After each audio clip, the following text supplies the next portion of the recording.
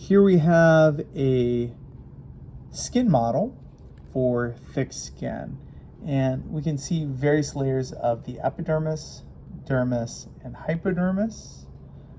We can see just above the papillary layer of the dermis, we see this layer of the epidermis. So this is the stratum basal, this is stratum spinosum, stratum granulosum.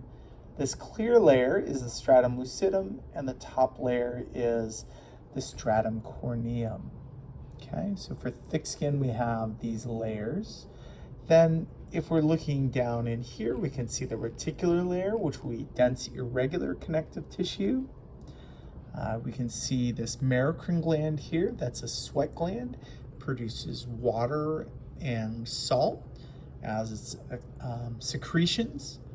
And you can see this gland here, and the duct goes all the way up and out of the skin through the different layers of the epidermis.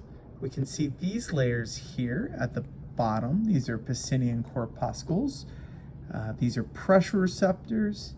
And then we also see Meissner corpuscles. These are fine touch receptors. If we move here, we can see some skin of the armpit. We can see these glands here. These are apocrine glands. You can see that the diameter of these glands are quite a bit bigger. So you can see this larger lumen than in comparison to a sebaceous gland cells here. If we look at the cell on this model, there's not much to it. We can see the medulla and the cortex. The rest of the hair is not that clear. If we were to look a little bit deeper, we still see the Pacinian corpuscle. And we'll note that in these layers of the epidermis, we're missing the stratum lucidum. So we have the stratum basal, stratum spinosum, stratum granulosum, and then straight up here to the stratum corneum. We're going to move over to regular hairy skin, not the axilla, which has armpit hair. You'll notice the armpit hair where we have the apocrine gland associated with the hair. Regular hairy skin, not in the axilla, would have hair associated with a sebaceous gland. And usually the sebaceous gland is next to an erector pilae muscle.